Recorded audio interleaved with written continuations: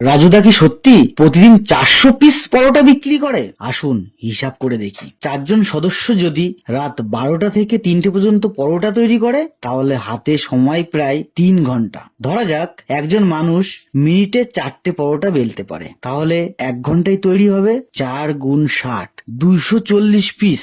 2 ঘন্টায় তৈরি হবে 480 পিস। তাহলে দুজনে 480 গুণ 2, 980 পিস পরোটা, প্রায় 1000 পিস।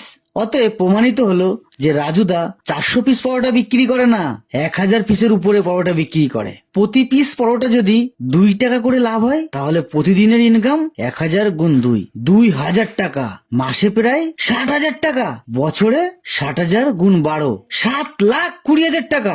যাতে হয় না হাই স্কুলের মাস্টারের মাইনে। হুট বাড়া, আজকের থেকেই পরোটা বিক্রি করবো। गाड़ी स्टार्ट कर।